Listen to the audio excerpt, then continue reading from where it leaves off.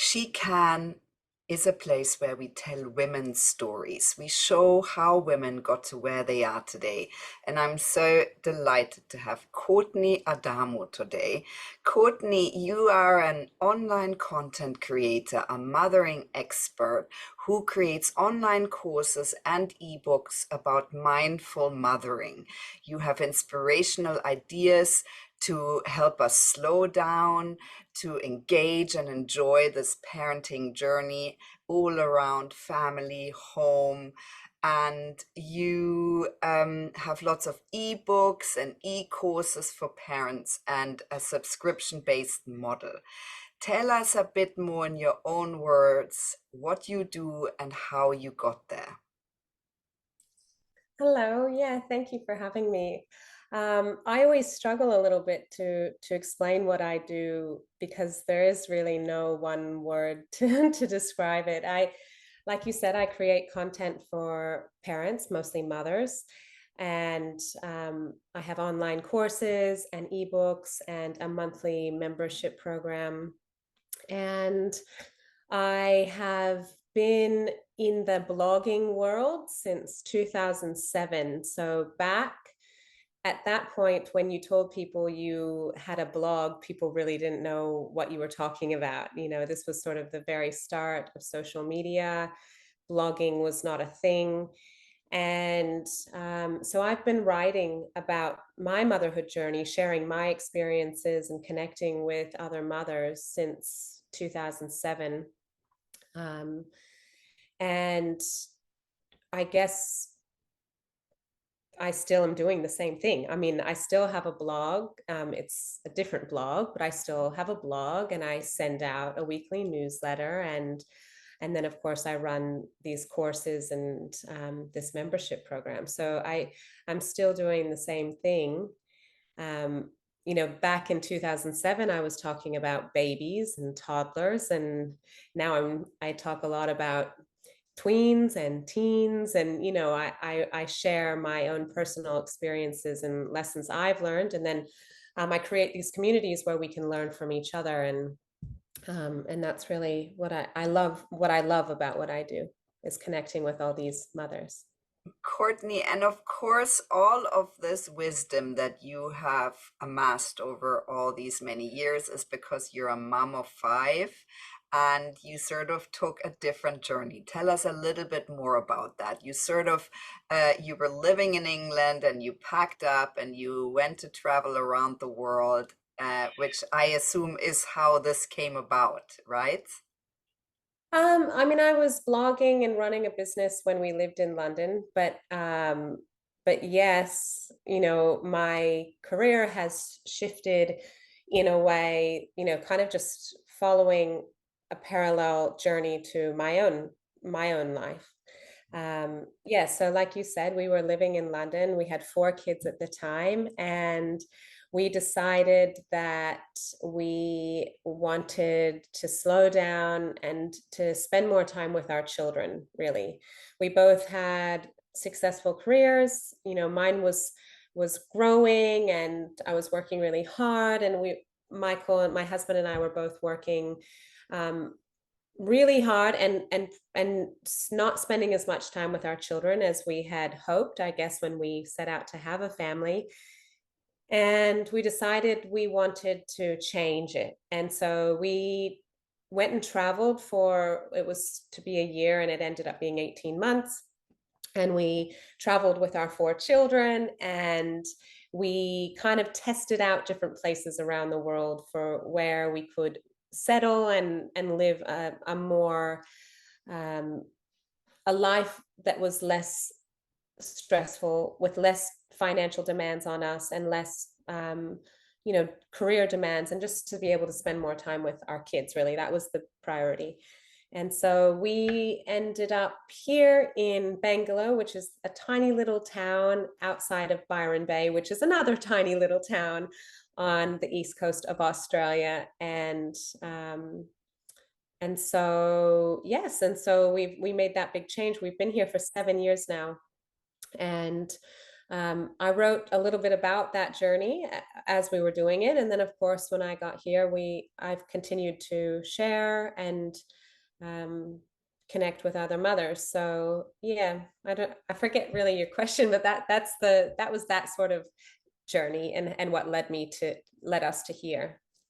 And so, when did you realize that you had something to share, Courtney? When did you realize I want to write about it? I want to share this journey with other people. It really was the very beginning. In 2007, I started a parenting blog with three other mums, Mm, and we all met in London, and we were friends in London. And then one of them moved to Italy, and one moved to Paris, and one of them moved to Amsterdam. And so we set up a blog. We literally Googled, like, is there a platform that we can all log into and share tips with each other mm, about? We were all new mums, mm, and we were to share tips, products we loved, recipes we were making for our kids that they loved, craft projects, activities. We were just basically sharing. And we really didn't set out for it to be a public thing or for it to build an audience. And but it did, and it grew and it grew, and then I started getting feedback, and we watched it. We watched with Google Analytics that more and more people were reading it, and then people started leaving us lots of comments. This is back in the day when people would leave lots of comments on posts, and we realized that people actually cared and liked what we were saying. So that really was the start of it. And of course, mommy blogs, or that's kind of what they started to be called in the UK, um, grew, and there were more and more of them. And so with more blogs, there was kind of this um, I don't know, this sense of that's kind of what you did. Mums read mummy blogs, and so there were we I think that also helped us gain traction and gain a name for ourselves and build a brand. And then we eventually turned it into a business where we were a shopping portal, representing children's boutiques, um, and so, yeah, I mean, at that point, I remember actually, I got an email from a PR person asking us to promote some product that they had. And we started to get a lot of those emails because I think PR people started to realize, oh, there's a lot of power in these bloggers. That was the start of the influencer, really. Um, and at the bottom of the email signature was her name, and then her title was Blogger Outreach Coordinator. And I was like, oh, we've really made it if there's a whole job for people to reach out to bloggers.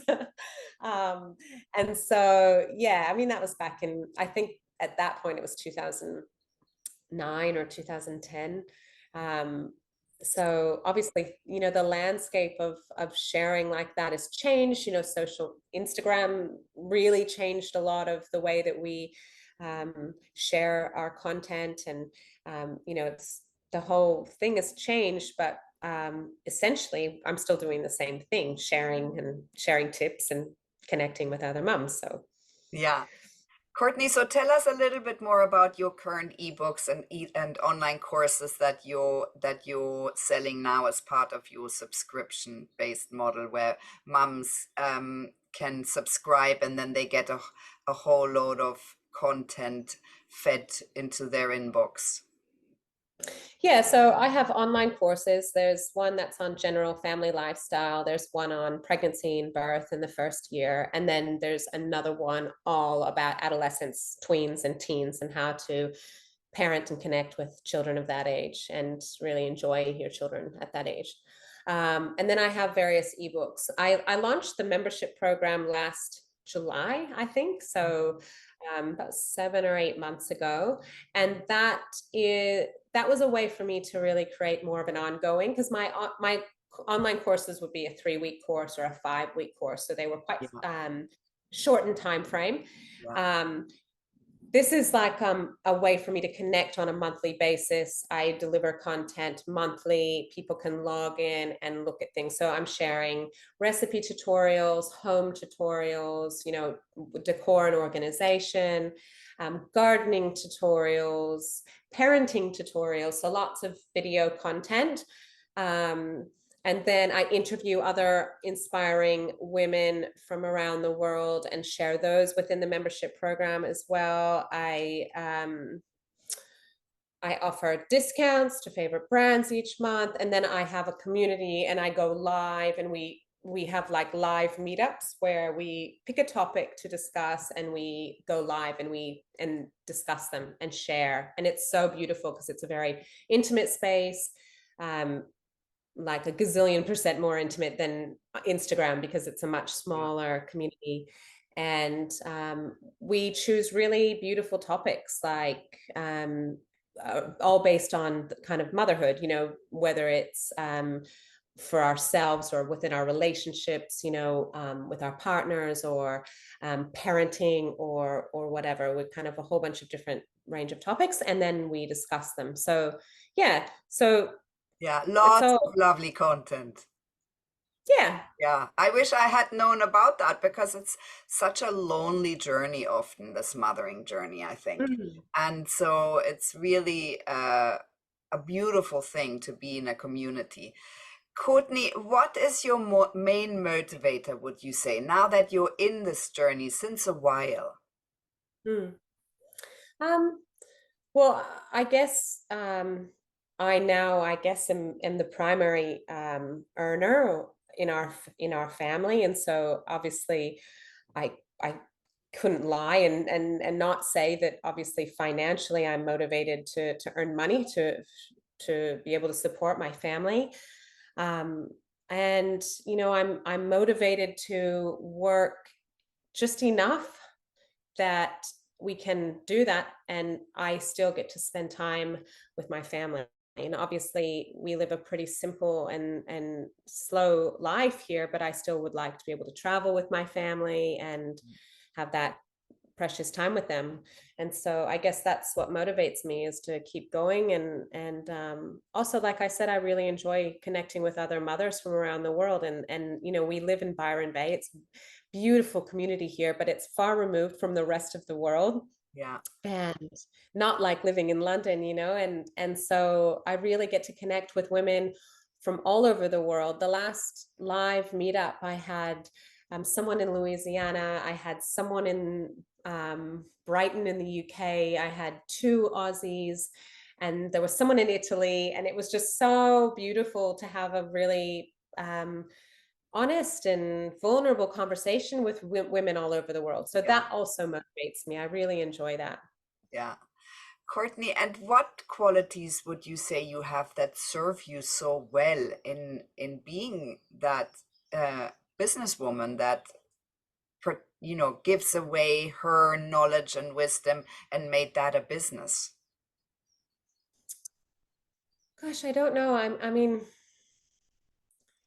I guess I'm quite open. I really love sharing, and I'm not very, nothing's really too personal for me. Mm, I really feel that the more that we share as women and the more vulnerable we can be, the more empowering we are. So I've never shied away from sharing really personal things, whether it's a challenge I'm having with my children, or a challenge I'm having in my relationship, or whatever it is. We all have challenges, and I think that you know some of us are more private than others. I'm not private, and so I think that helps for me to be able to share and connect with other women. I also, I work really hard when I have to. I'm pretty good at you know really kind of compartmentalizing my time. When I'm working, I'm very focused, and when my children come home from school, I'm quite good at turning work off and being with my family. I think that's another good quality. I don't yeah, know. It's hard definitely. to answer that question. And what would you be most proud of to date? um I'm definitely proud of the fact that can I've done something with my career that allows me to spend a lot of time with my children. Mm. My eldest turned 18 last year. He graduated from high school. He just went and backpacked around India. And I had so many people say to me, "Oh my gosh, do you feel so sad? You know, it goes so quickly." And yes, of course, it goes so quickly. And it's really sad to close that chapter, you know, let him out into the world. But I don't have any regrets. I feel like we have spent a lot of time with our children. We have so many beautiful memories, and we intentionally changed our lives so that we could even spend more time with them. That was such a priority for us. And so I'm proud that both Michael and I have a job that allows us that time with our kids, you know, and that we have managed to find a really good balance. Yeah. Courtney, and what top tips would you have to mums who are listening now and think, oh wow, she knows so much and has been sharing so much. What tips would you have for mums on their journey? It's it's so tricky. I mean, so much of my career has evolved so organically, and so I never set out to with certain goals, or you know, I never have had a business plan. And so it's hard for me to give advice because I feel quite lucky that it's worked the way it's worked. And but you know, I think a lot of that is following my heart and you know, doing what I love, um, and you know, I think that is a good tip. I also, you know, a few years ago, 4 years ago, when I set out to create my first online course, so I kind of was taking a step away from just being a blogger or an influencer on Instagram. I kind of don't like that word, but anyway, Yeah. and I set out to create an online course, and it was a new thing. And I was speaking with a friend, and I was saying, you know, I don't know, like, why would I create this? Like, you know, surely there are other people who do it better. And, you know, it's imposter syndrome that I think so many of us face. Yeah. And I'm the eldest of five children, and I'm, you know, a perfectionist, really. And I think sometimes that perfectionism can really stop you from doing stuff and just putting yourself out there. And um, my friend said to me, just do it. Like, getting it done. Done is better than perfect. You know, choose progress over perfection. So just do it. And then the next time you do it, you can do it better, but start somewhere. And so that's advice I often give to friends or my sister or other women who are starting in their career, because I think we can get so hung up on, you know, oh, but so and so could do it better, or so and so already does it better, or what if it's not perfect? And I really think that you just have to start somewhere Yeah. and do something. Yeah, I think that's a really good tip. So, have you had any role models that inspired or motivated you or still motivate you to keep going and keep being vulnerable and sharing and driving your community forwards? Um, so I have so many role models. But not really a lot of public ones. Like, I don't, I don't really watch a lot of television. I don't read magazines. I kind of have zero clue on who's a celebrity. I don't really follow a lot of um, people. And so I'm more motivated just by my friends, my experiences. Like, those things motivate me. I have really, you know, a few really beautiful friendships. I really value those few people. You know, one of my best friends is 67 years old, and she's a grandma now, and she really inspires me and teaches me a lot. And that kind of the wisdom of an older woman, um, that's a huge role model to have in your life. I really think we need to value um, the advice and experiences of older women. I actually just started listening to a podcast by Julia Louise-Dreyfus, you know, the woman who Yeah. played Elaine in Seinfeld, and she interviews older women. What's it called now? I'm forgetting the name of it, but oh, it's Wiser Than Me, I think is the Mhm. name of the podcast. Anyway, she interviews these older women, and I love the idea of that, because I feel like we have so much we can learn from older women, and they're so comfortable in their own skin, and so just they just say it as it is. There's no pretense. They're not trying to give you some scripted answer. Yeah. Um, so I find a lot of inspiration from Yeah. that. Yeah, me too. I think that's really honoring all the women who came before us. And Mm. yeah.